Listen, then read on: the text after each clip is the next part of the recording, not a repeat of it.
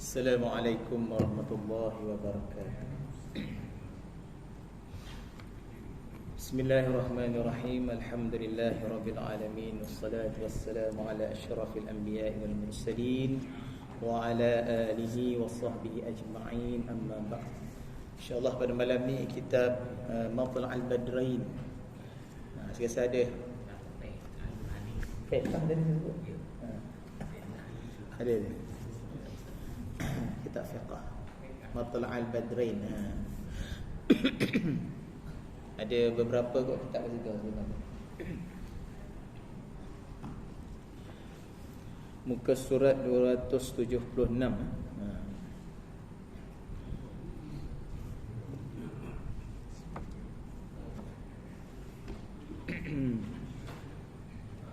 Lama sangat tak bersiaran. InsyaAllah. إلى حضرة النبي المصطفى محمد صلى الله عليه وسلم وآله الكرام شاء لله لهم الفاتحة. أعوذ بالله من الشيطان الرجيم. بسم الله الرحمن الرحيم. الحمد لله رب العالمين الرحمن الرحيم مالك يوم الدين إياك نعبد وإياك نستعين اهدنا الصراط المستقيم صراط الذين أنعمت عليهم غير المغضوب عليهم ولا الضالين آمين. InsyaAllah kita tambah dengan selawat. Allahumma salli ala Sayyidina Muhammad wa ala alihi wa sahbihi wa barik wa sallim. Allahumma salli ala Sayyidina Muhammad wa ala alihi wa sahbihi wa barik wa sallim. Allahumma salli ala Sayyidina Muhammad وعلى آله وصحبه وبارك وسلم. اللهم صل على سيدنا محمد وعلى آله وصحبه وبارك وسلم. اللهم صل على سيدنا محمد وعلى آله وصحبه وبارك وسلم. اللهم صل على سيدنا محمد وعلى آله وصحبه وبارك وسلم. اللهم صل على سيدنا محمد وعلى آله وصحبه وبارك وسلم. اللهم صل على سيدنا محمد وعلى آله وصحبه وبارك وسلم. اللهم صل على سيدنا محمد وعلى آله وصحبه وبارك وسلم. اللهم صل على سيدنا محمد وعلى آله وصحبه وبارك وسلم. InsyaAllah surat 276 276. Betul? Jumpa tak? 276. Betul? Okay. Pada subtopik yang kelima, penjual dan pembeli hendaklah mengetahui benda ataupun barang dan harga bayaran dari segi ain jika ditentukan. Ini daripada pecahan. Kita tengok balik ulang dia punya ni, sebab dia banyak pecahan dia ni. Ni dah nombor 5, nombor 4, nombor 3, nombor 2. Ni syarat ma'qud alaih, iaitu harga dan barang jualan. 5 perkara. Ni yang kelima lagi. Syarat ma'qud alaih, iaitu harga dan barang jualan. Harga, kena tahu harga dia dan nak tahu apa barang yang dijual. Ini syarat yang kelima, yang terakhir lah ni. Penjual dan pembeli hendaklah mengetahui benda, yakni barang. Apa barang dia, apa bendanya, dan harganya, bayaran dia. Barang pun kita nak kena tahu, dan harga pun nak kena tahu. Dari segi ainnya, jika ditentukan, maknanya dari segi ain ni, maknanya nampaklah barang dia, nampaklah benda tersebut. Ataupun jika ditentukan muayyan dan qadar serta sifatnya jika tertanggung pada zimmah. Ini maknanya nak kena tahu apa barangnya, apa bendanya dan apa harganya. barulah sah jual beli. Kalau tidak sah lah. Apa benda yang nak dibeli ni, dia apabila kita tidak tahu apa barang ataupun tak tahu berapa harganya, maka adalah di situ dipanggil apa? Allahumma salli ala Muhammad, keraguan. Ada kat situ bila menimbulkan keraguan, maka benda tu tidak sah. Tidak jelaslah satu benda-benda yang tidak jelas. Apa barang yang nak dibeli ataupun berapa harganya, tak jelas dekat situ, maka tidak sahlah jual beli tersebut. Okey, yang pertama keterangannya, tidak sah menjual salah satu daripada dua gulung kain. Dua gulung kain bagi kedai kain ataupun tukang jahit lah. Tak tukang jahit pun, orang yang nak buat tempahan pun beli kain, kan? Tidak sah menjual salah satu daripada dua gulung kain. Ini kerana tidak diketahui ain, ini benda tertentu yang dijual. Nampak dah dua gulung kain, tapi tidak jelas satu gulung tu berapa harganya. Tidak diletakkan harga pada gulung kain tersebut. Dia kena letaklah. Biasa dekat kedai sekarang dah ada kan, satu gulung kain diletak 1 meter berapa. Sekarang pakai meter kan, 1 meter berapa, ataupun 1 kaki, bukan kaki lagi, ada juga mungkin biasa pakai meter dah sekarang kan. 1 meter berapa harga, itu barulah sah jual belinya. Kita nampak satu gulung kain yang tak ada tanda harganya, kita nak beli, kan? Itu tidak sah, tidak jelas kat situ. Okay. Yang kedua, tidak sah membeli salah satu daripada dua gulung kain. Yang tadi itu menjual, yang tadi tidak sah menjual salah satu daripada dua gulung kain. Tak tahu nak jual berapa harga pun tak tahu. Yang ini membeli salah satu dari dua gulung kain. Ini kerana tidak diketahui ain harganya. Yang atas tadi tidak diketahui ain benda tertentu yang dijual. Dua gulung kain, tahulah nampak dua gulung kain, tapi yang atas tadi tu benda. Benda tu apa maksud dia? Jenis kain lah. Tak tahu, tak jelas. Kain ni macam-macam kain, kan?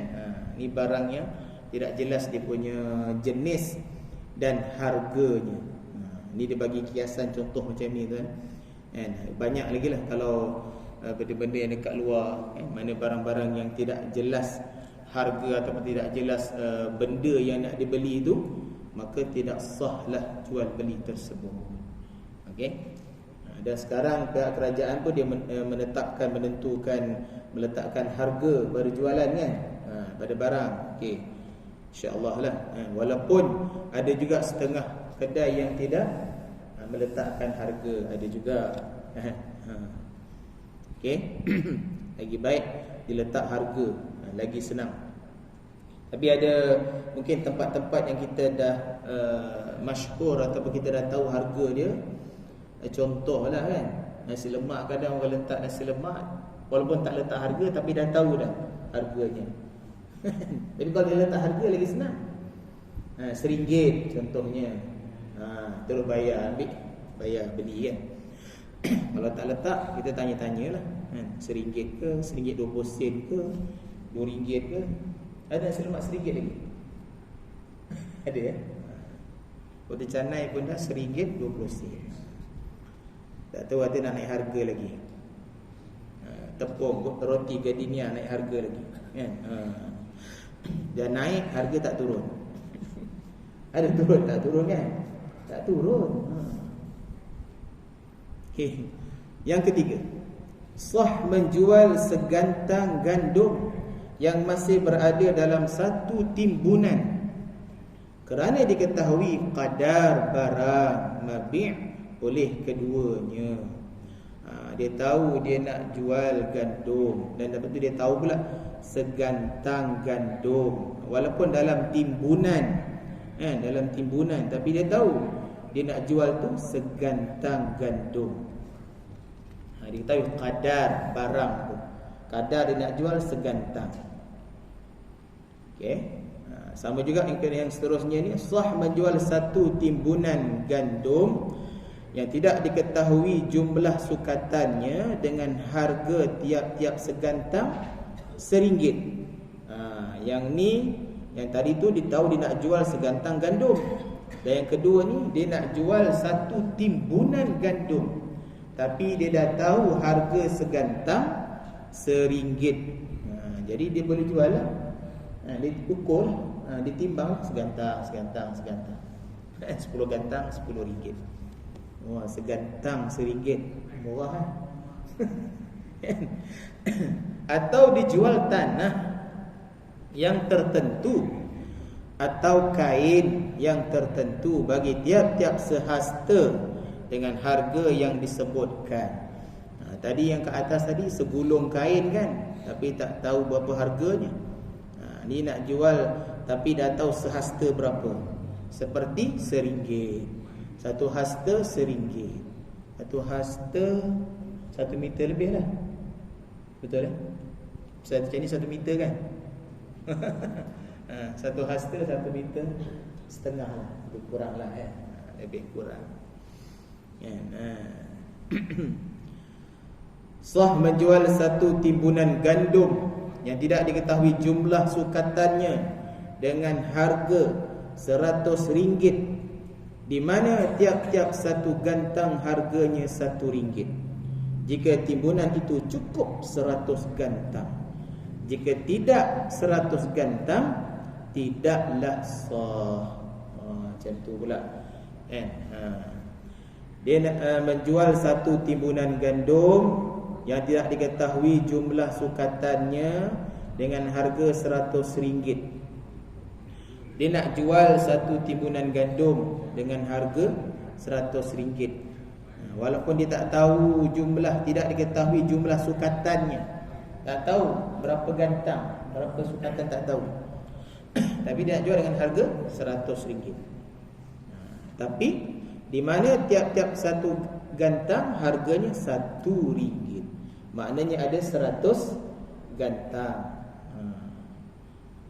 Tapi itu jika tidak 100 gantang, tidaklah sah. Maknanya nak kena tahu jugalah. Walaupun satu timbunan gandum tu, dia nak kena tahu juga berapa harganya dan berapa sukatannya. Jadi cukup 100 gantang.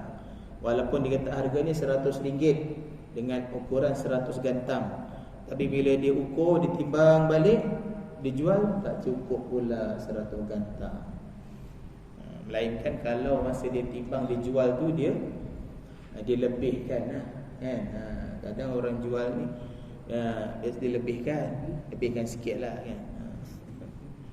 Okey, sekarang orang tak jual pakai gantang lah, ya, pakai paket lah. Sekilo. Tapi ada tak balik timbang sepaket tu sekilo? Ada? Tak timbang kan? Tak timbang. Nak sepaket sekilo, bawa balik je. Tak ada balik nak timbang, tak ada lah, kan? Sebab dia kata lebih kurang 1 kilo, kan? Yang berniaga pernah timbang? Pernah juga? Lebih kurang lah, tepung sekilo, lebih kurang lah, sekilo lah. Yang beli pun kena tak timbang, balik je. Jika dijual dengan gandum yang memenuhi sebuah rumah, Masya Allah, sebuah rumah, satu store lah, satu gudang, atau dengan emas seberat seketul batu yang tertentu, emas seketul batu, atau dengan harga kuda yang dijual oleh si Fulan. Dia jual kuda ni dengan harga yang dijual oleh si Fulan. Asal kita pernah ceritakan yang sebelum-sebelum ni, kan? Dia kena jual, orang yang nak beli tu kena tahu harga berapa yang dia beli. Yang nak beli kepada si penjual ni kena tahu berapa harga yang dia beli sebelum ni kepada si Fulan ni lah. Contoh, Nizam beli kuda pada Selamat dengan harga contoh 5,000 lah, contoh kan, 5,000. Jadi dia nak jual dan orang yang nak beli ni kena tahu berapa harga. Kena sebutlah. Kan? Kalau tak tahu, maka tu. Dia jual dia sebab dia jual dengan harga dibeli. Dia tak ada ambil untung. Beli 5,000, jual 5,000. Sebab disebutnya situ harga yang saya beli dengan selamat. Ni saya jual ni dengan harga saya beli daripada selamat. Contoh kan. Contoh dia beli 5,000, maka dia pun jual 5,000. Kan? Atau dia tak sebut harganya, disebut dengan harga dia beli daripada selamat. Contoh macam tu. Dia tak sebut harga. Dia sebut saya jual ni dengan harga saya beli. Jadi kita tahulah berapa harga. Lain kalau disebut harga nilai dia. Sebab penjual ni dia tak ada had ataupun limit berapa dia nak jual. Tapi dia kena sebutlah harganya. Kena sebut saya nak jual, contoh saya beli, dia tak terang lah kan. Ini kuda ni saya nak jual 10,000. Kamu nak beli tak? Dia tak nak beli, ya sudah. Tapi sebab disebut saya jual kuda ni dengan kamu dengan harga saya beli. Dia macam itu. Jadi kena harga tu kena sama lah. Dia kena tahu. Okay. Mana tadi? Menjual dengan harga kuda yang dijual oleh si fulan, sedangkan salah seorang daripada kedua-dua akad di atas tidak mengetahui kadar tersebut. Dia tak tahu kadar. Nak jual dengan siapa, cikgu kan, tapi dia tak tahu berapa harganya, dia tak tahu. Tidaklah sah kerana tidak mengetahui kadarnya. Kalau dia tahu, okey. Jika diketahui kadar sebelum akad, sah jualan tersebut. Sebelum akad, sebelum nak beli tu dia dah tahu harganya, barulah sah. Sebab dia tak beritahu kan. Lain kalau dia sebut harga sekian-sekian. Jelas. Dia nak jual gandum memenuhi sebuah rumah kan, ataupun dikata tadi emas seberat batu. Tapi dia tak sebut harganya. Kadar dia tak sebut berapa gram emas ni, tak sebut. Seberat batu je. Batu je banyak batu. Kan? Gandum sebuah rumah, sepenuh rumah. Memenuhi sebuah rumah, tapi tak tahu berapa gantang gandum kat dalam tu. Dia tak jelas. Kan? Seterusnya, jika dijual dengan 1,000 dirham atau 1,000 dinar, tidak sah kerana tidak diketahui berapa kadar tiap-tiap daripada dua jenis mata wang itu, kecuali jika telah berlaku adat dengan membayar umpama separuh daripada tiap-tiap dua jenis mata wang, 500 dirham dan 500 dinar, maka sahlah jualannya. Jika dijual dengan 1,000 dirham dan dinar, tidak sah kerana tidak diketahui berapa kadar tiap-tiap daripada dua jenis. Tak tahu kadar tukaran dia lah ni kan. 1,000 dirham ni berapa nilai dia, 1,000 dinar ni berapa nilai dia. Melainkan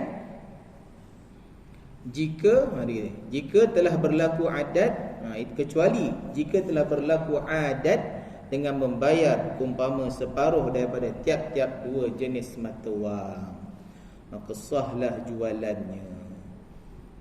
Ni dia bawah nombor 4 ni. Maksudnya sambungan daripada atas ni. Dia ada huraian alif, huraian ba ni. Jual gandum dengan memenuhi sebuah rumah. Jika dia tahu nilai dia lah kan. Jika tak tahu nilai dia, maka tidak sah. Sebab dia sambungan-sambungan cerita ni nak kena jelas sikit. Okey, yang kelima, yang keenam, yang ketujuh. Jika menjual sesuatu dengan sesuatu jenis mata wang, seumpama dinar dan beberapa wang lagi, dijual mata wang. pertukaran mata wang. Sedangkan di negeri itu ghalib, menggunakan satu macam saja mata wang. Hendaklah ditentukan dengan mata wang yang ghalib tersebut.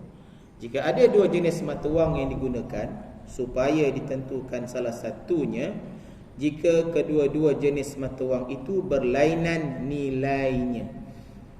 Ini jika menjual sesuatu dengan sesuatu jenis mata wang yang seumpama dinar dan beberapa wang lagi, pertukaran mata wang lah ni. Sedangkan di negeri itu ghalib, menggunakan satu macam saja mata wang. Negeri tersebut gunakan satu mata wang saja.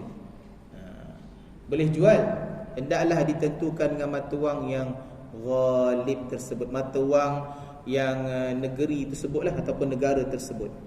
Kan? Malaysia pakai ringgit Malaysia kan, kita tak guna mata wang lain. Kalau nak tukar dengan ringgit Malaysia. Dia money changer lah ni. Pertukaran mata wang boleh kan, tak ada masalah kan. Sebab kita jika nak guna ke negara lain, kita kena tukar juga mata wang negara tersebut. Okey. Tidak sah menjual sesuatu yang tidak dilihat ghaib oleh kedua-dua pihak yang berakad atau salah seorang daripadanya, walaupun benda itu ada di majlis akad tersebut. Tidak sah menjual sesuatu yang tidak dilihat.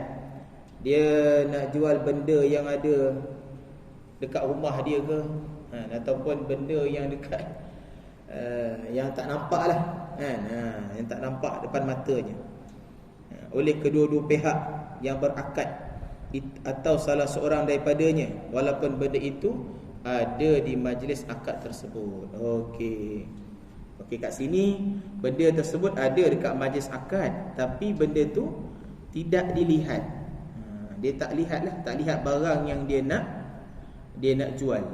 Ini tidak sah menjual sesuatu yang tidak dilihat oleh kedua-dua pihak. Kedua-dua pihak maknanya pembeli tak melihat, penjual pun tak melihat, walaupun benda itu, barang itu ada di majlis akad tersebut. Dia tak tengok. Susah sikit nak faham kan. Benda tu ada dekat situ, benda ada dekat di majlis ni, majlis akad ni mana macam itulah, macam kedai ke pasar raya ke, benda tu ada dekat situ. Tapi penjual dan pembeli tersebut tidak melihat benda yang dia nak jual dan benda yang dia nak beli. Kedua-dua pihak tak lihat, tidak dilihat, ghaib. Walaupun benda itu ada di majlis tersebut. Benda itu ada tapi dia tak tengok.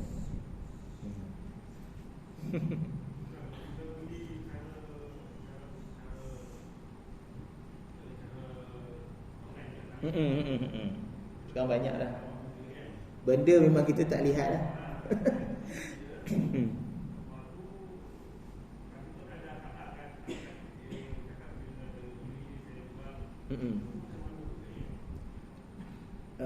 Sebab dah zaman dia dah ni kan.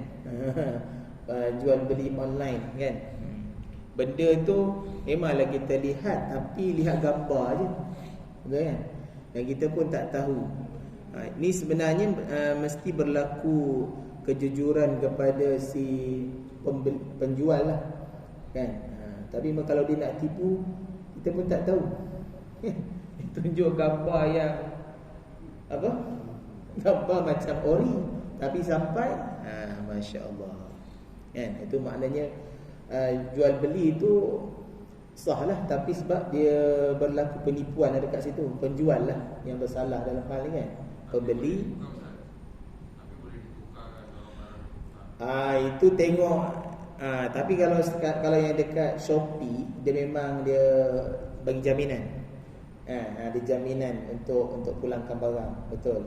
Tapi kalau beli dekat Facebook ke Instagram, itu tak ada jaminan. Tak ada jaminan. Lagi kalau dia kata barang sampai baru bayar, itu lagi banyak penipuan lah kan. Dia nak bayar barang mahal 100 lebih, tapi sampai kotak kecil aja. Tapi yang postman ni Yang bagusnya lah. Dia kata kalau kita tak nak, pulangkan. Maknanya jangan bayar dan jangan buka kotak tersebut. Kalau buka, kena bayar. Itu jangan buka. Kalau kita was-was, ragu-ragu kan, ini bayar mahal apa benda kotak kecil je ni. Dia kata tak apa bang, abang kalau tak nak tak apa. Ada consider dekat situ. Masih boleh memilih lagi, tapi jangan buka. Kalau jangan buka, kita tolak balik, tak terima dah. Kan, itu dalam jual beli online lah. Kan, memang kita sekarang ni memang tak dinafikan lah, semuanya online lah. Betul. Sejak PKP itu, walaupun dah habis PKP, jual beli makanan pun sekarang online, Grab food kan, macam dah jadi sumber pendapatan mereka dah. Kan? Itulah mungkin akan berlaku, ada unsur-unsur gharar lah, unsur penipuan akan berlaku kan? Tapi itulah kena beli tempat-tempat yang dipercayai lah. Betul lah, kalau macam yang syarikat Shopee tu kita boleh pulang balik. Kalau beli kat Facebook tu jangan, memang tak boleh, dia tak dapat detect kan? So kena hati-hati lah.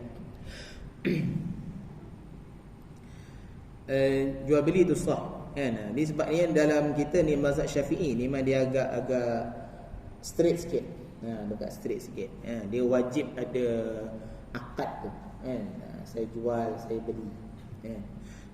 Tapi dalam bab-bab tertentu lah. Sebab sekarang pun kalau kita beli yang dengan mesin apa semua tu kan, beli air dengan mesin, memang dah tak ada akad dah. Tapi kalau sekarang ulama' dia dah bahaskan dah, akad tu maknanya kita setuju dengan harga pembelian tersebut, maknanya itu dah jadi akad dah. Dia letak situ harga RM1.50, RM2. Kita pun masuk duit kita RM2.50 kan, jatuh gedegang airnya. Kita ambil, takkan kita cakap dengan mesin tu saya beli, memang tak jadilah kan. Maknanya kita setuju dengan harga yang tertera tersebut. Itulah akadnya. Lah sebut dengan kan, betul lah, memang tak jadi lah kan. Syafi'i dia memang agak straight sikit lah kan. Tak jumpa kot zaman sekarang, dah semakin dah kan, dah macam-macam. Okay, apa tadi?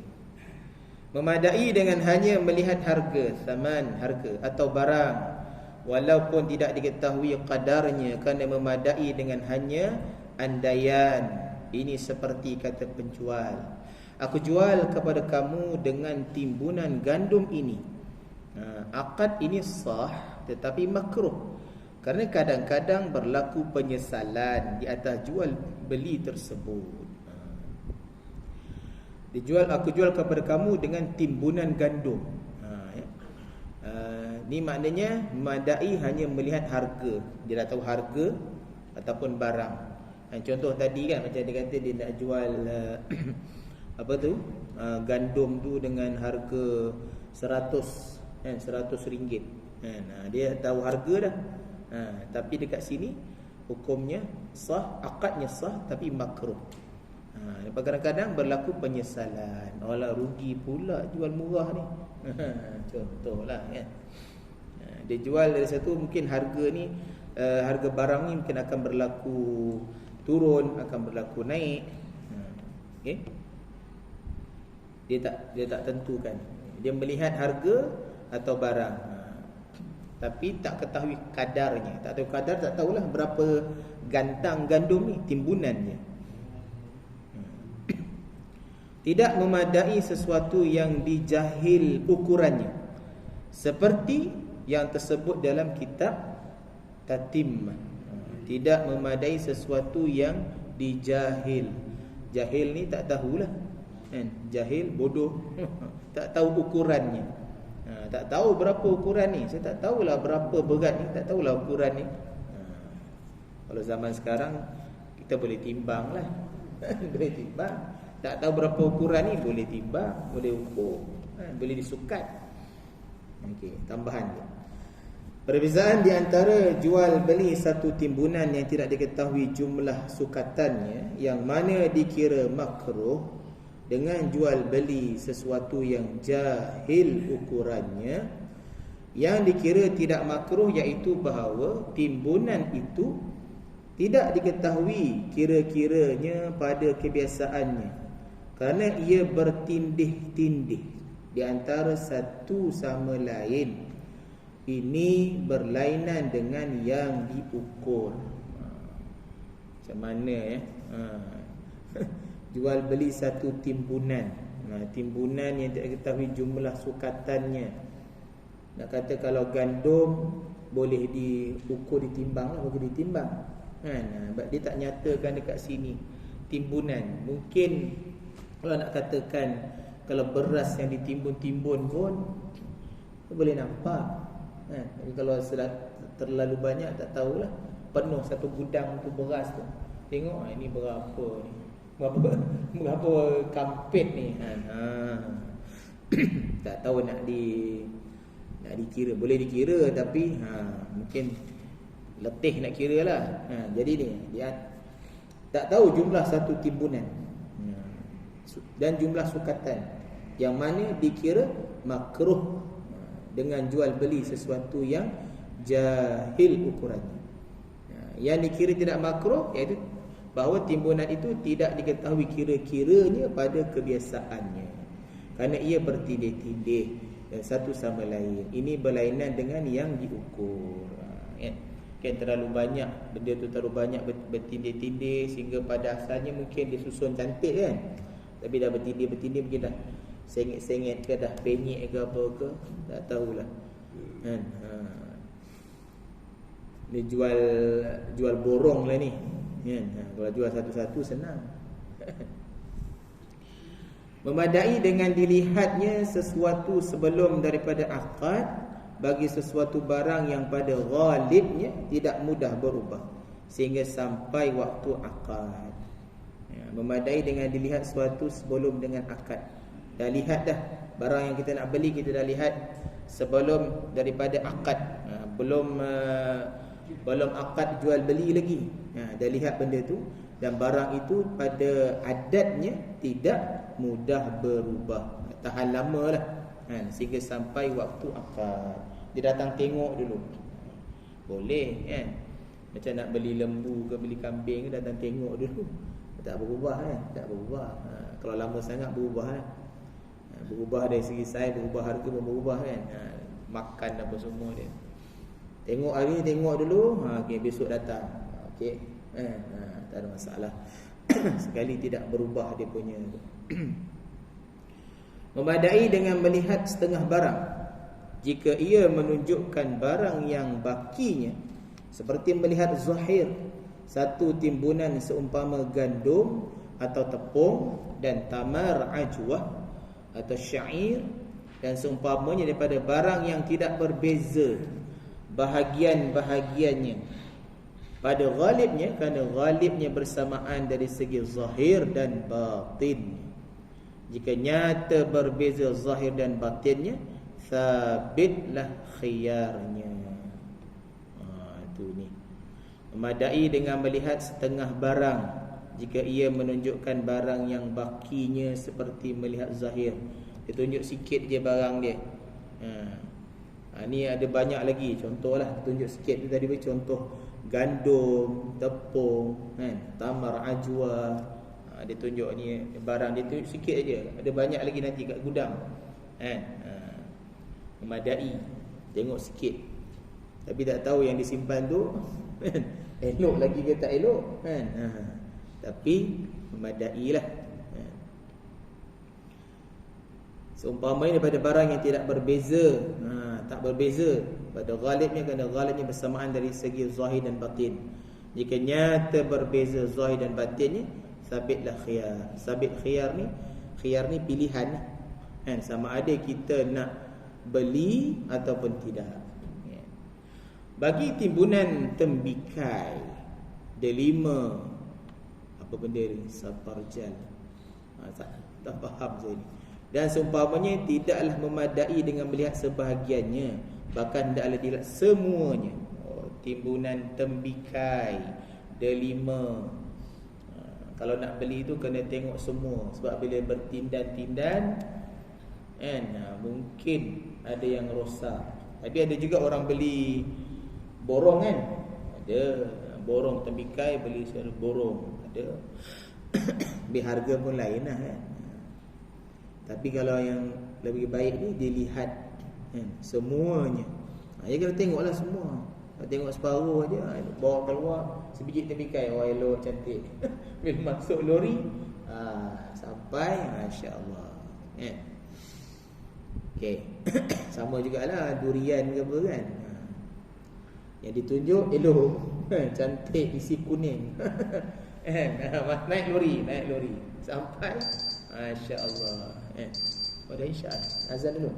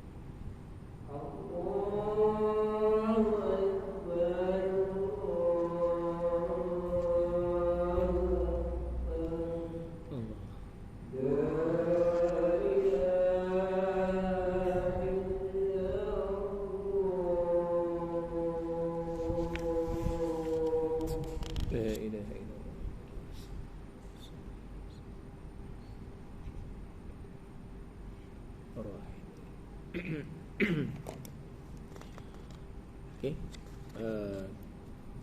Ada soalan ke apa? Oh, ada.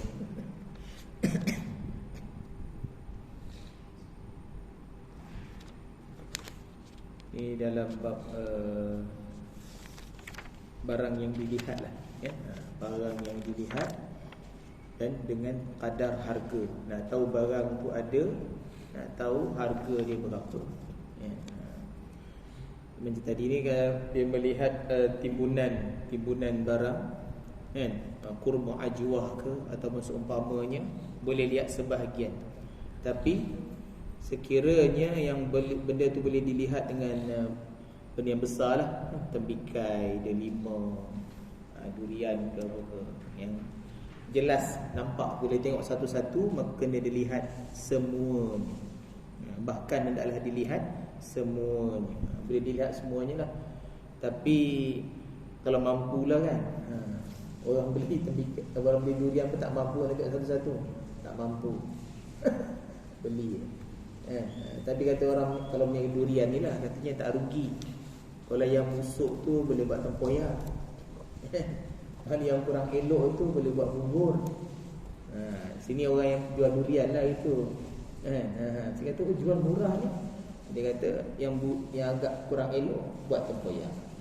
Yang agak ini yang tu kan, yang tu boleh buat bubur, pengat ke bubur ke. Bagus juga idea dia. Okey, wallahu a'lam. Kita tangguh dulu ya. Tasbih kafar dan surah Al-Asr. Bismillahirrahmanirrahim. Wal 'asr innal insana lafi khusr illa alladhina amanu wa 'amilus solihati wat tawassaw bil haqqi wat tawassaw bis sabr. Subhanakallahumma bihamdika asyhadu an la ilaha illa anta astaghfiruka wa atubu ilaik. Bismillahirrahmanirrahim. Alhamdulillahirabbil alamin wassalatu wassalamu ala asyrafil anbiya'i wal mursalin wa ala alihi washabihi ajma'in. Allahumma iftah alaina futuhal 'arifin warzuqna fahman nabiyyin wa hafzal mursalin wa ilhamal malaikatil muqarrabin bi rahmatika ya arhamar rahimin. Wassallallahu ala sayyidina Muhammad walhamdulillahi rabbil alamin.